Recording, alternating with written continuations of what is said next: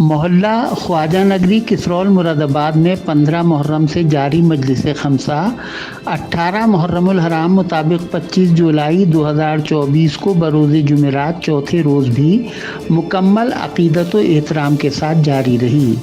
18 محرم الحرام کو حسب معمول رات کو تقریباً 9 بجے اولاً سوزخوانی کی گئی اور بعدہ نوجوان ذاکر اہل بیت مولانا حافظ محمد رضا رضوی ممبر پر رونق افروز ہوئے۔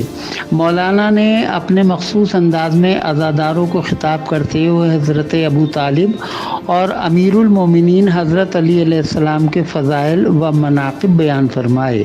مجلس کے آخری حصے میں مولانا نے مصائب بیان فرمائے اور خاص طور سے بعد کربلا کے واقعات پر روشنی ڈالی، جنہیں سن کر عزادار بے ساختہ رو پڑے۔ مولانا نے فرمایا، ہم نے شام کی وجہ بیان کی ہے، بس مجھ سے وہ 3-4 وجہ سن لو اور اس کے بعد مجھے اجازت دے دو۔ بڑی قیامت خیز روایت ہے۔ امام سجاد علیہ السلام سے پوچھا، مولا بات کیا ہے، آپ شام کا نام کیوں لیتے ہیں؟ تو امام نے کہا کہ شام میں ہم پہ وہ مصیبتیں پڑی ہیں کہ جو نہ شام سے پہلے پڑی نہ شام کے بعد پڑی۔ آقا کون سی مصیبتیں؟ کہ شام میں جو مصیبت ہم پہ پڑی ہے، ہمیں زندان میں ایسے رکھا گیا کہ نہ دن کی دھوپ، جہاں دن کی دھوپ آتی تھی اور رات کا سایہ نہیں ہوتا تھا، رات کی اوس برستی تھی۔ اب سنو گے، روایت کہتی ہے، امام کہتے ہیں کہ ہمیں جب دوپہر ہو جایا کرتی تھی، ایک قاصد آتا تھا کہ چلو تمہیں بازار میں لے جایا جا رہا ہے۔ کہ جیسے ہی ہم بازار میں چوراہے پہ پہنچتے تھے، جملہ سنیے گا، امام کہتے ہیں جیسے ہی ہم چوراہے پہ پہنچتے تھے تو ایک منادی ندا دیتا تھا، اے یہودیوں، یہ اسی علی کی بیٹی ہے جس نے تمہارے باپ کو مارا ہے، آج بدلہ لے لو۔ یہودی پتھر اٹھاتے تھے اور میری بوبی کی طرح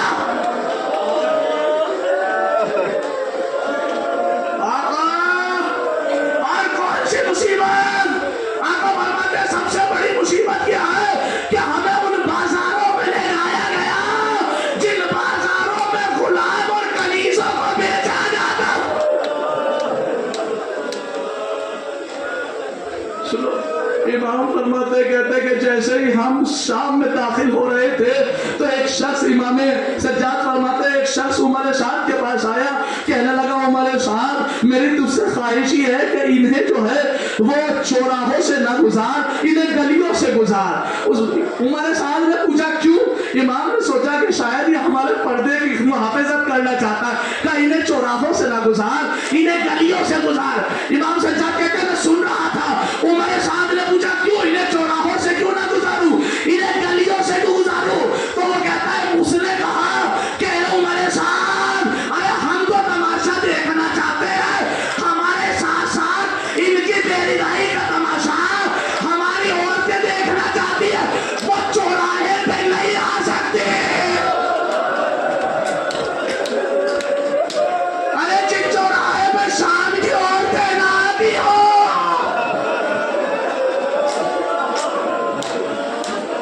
ان چوراہوں پہ علی کی بیٹی ہاتھ بندھے ہوئے، بے مخنا و چادر،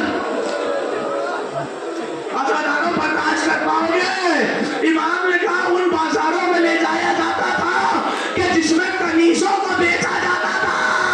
کہنے لگے امام کہ میں نے، میرے ساتھ میں میری بہن سکینہ تھی، ایک شخص آیا آگے کہنے لگا سکینہ کو خریدنا۔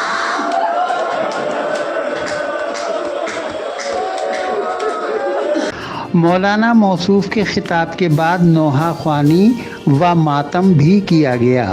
ہائے اس بیمار کی حالت بیاں کیا ہو، لوہے کی زنجیروں میں جکڑا گیا جس کو، اسی کی گردن میں پڑا تھا توق بھاری جو، سر اٹھا کر بھی نہ اوپر دیکھ سکتا وہ، یہ ظلم کی ہے انتہا۔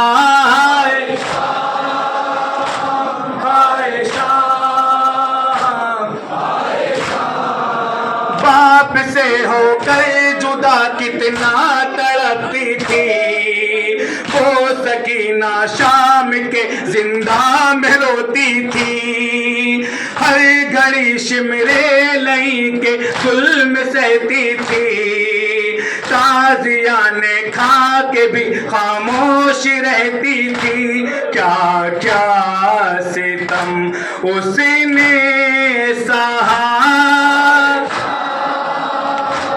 عائشہ۔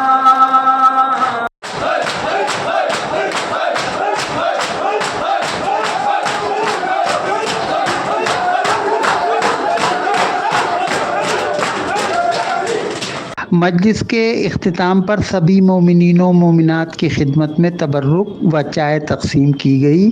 یہ ذمہ داری حسب معمول سید ظفر حسین رضوی نے انجام دی۔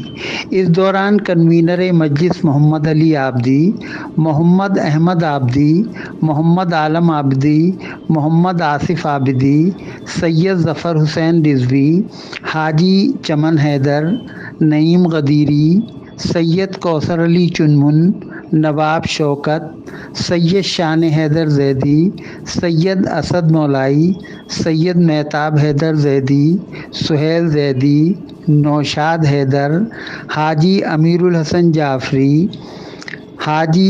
الحاج ماسٹر نسیم حیدر، مطہر حسین زیدی، محمد شکیل، محمد فاروق وغیرہ سمیت کافی تعداد میں عزادار موجود رہے۔ مجلس کے چوتھے دن سب سے زیادہ تعداد میں مومنین و مومنات نے اس مجلس خمسہ میں شرکت فرمائی۔